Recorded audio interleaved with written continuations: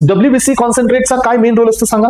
तर WBC concentrate म्हणजे हे डब्ल्यूबीसीचे प्रोडक्ट आहेत. सो द डब्ल्यूबीसी कॉन्सन्ट्रेट म्हणजे granulocyte concentrate are the product of blood so that contain the high concentration of granulocytes. म्हणजे ज्याच्यामध्ये डब्ल्यूबीसी मधला ग्रॅन्युलोसाइटचा जो क्लास असेल तो सगळ्यात जास्त असेल. डब्ल्यूबीसी मध्ये दोन क्लास असतात एक्सपेरियन्स, एक असतो ग्रॅन्युलोसाइट्स तर दुसरे असतात granulocytes. Depending upon the granules in the cytoplasm हे क्लासिफिकेशन देण्यात आलं होतं. सो यामध्ये a type of the white blood cells primary involved in the fighting bacterial and the fungal infection हे ट्रीट करण्याचं काम या डब्ल्यूबीसीच्या ग्रॅन्युलोसाइट्स असतं. This products are typically collected from the healthy donors. आपण यांना हेल्दी डोनर्स पासून घेतोय आणि transfer into the patient ज्यांच्यामध्ये हे ग्रॅन्युलोसाइटची कमतरता आहे. जसे की एस्पेरेंट्स न्यूट्रोपेनिया आहे, सिव्हिअर न्यूट्रोपेनिया. याचा अर्थ काय की ज्यांच्यामध्ये न्यूट्रोफिलचा काउंट हा सो नॉर्मल पेक्षा कमी आहे. और इम्पेअर्ड न्यूट्रोफिल फंक्शन्स ज्यांच्यामध्ये न्यूट्रोफिल्स आहेत but they are not performing properly, त्यांच्यामध्ये आपण यांना इन्सर्ट करतो aspirants.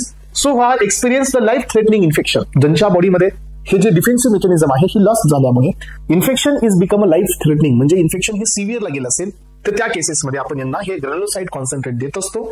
So antibiotics so infection जे अनरिस्पॉन्सिव्ह आहे म्हणजे काय की आपण एक्सटर्नल जे अँटीबायोटिक्स देतोय किंवा एक्सटर्नल जे अँटी फंगस देतोय किंवा अजून अँटीव्हायरल देतोय किंवा कोणतेही इन्फेक्शन जे आपल्या बॉडीमध्ये आहे त्यांना ट्रीट करण्यासाठी जे अँटीबायोटिक्स देतोय त्यांना जर हे इन्फेक्शन अनरिस्पॉन्सिव्ह असेल किंवा हे इन्फेक्शन कुठल्याही प्रकारचं क्युअर होत नसेल तर त्या केसमध्ये आपल्याला हे न्यूट्रोफिल कॉन्सन्ट्रेट द्यावे लागतात. So granulocytes are the category of the white blood cells ज्याच्यामध्ये सो यांच्या सायटोप्लाझम मध्ये ग्रॅन्युल्स असतो. याचे मेन तीन क्लास आहेत एस्पेरेंट्स.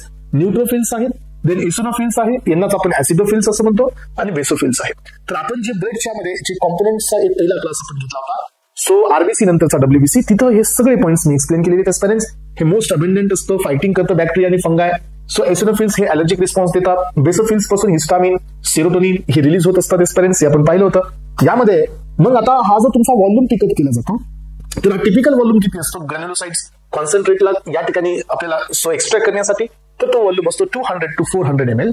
यानंतर एस्पेरेंट्स ग्रॅन्युलोसाइटचा काउंट किती असावा लागतो त्या व्हॉल्यूम मध्ये कॉन्सन्ट्रेट मध्ये तर तो काउंट असतो aspirants more than 1.0 into 10 to the power 10 हा ग्रॅन्युलोसाइटचा कमीत कमी काउंट असायला पाहिजे त्या 400 ml च्या कॉन्सन्ट्रेटमध्ये.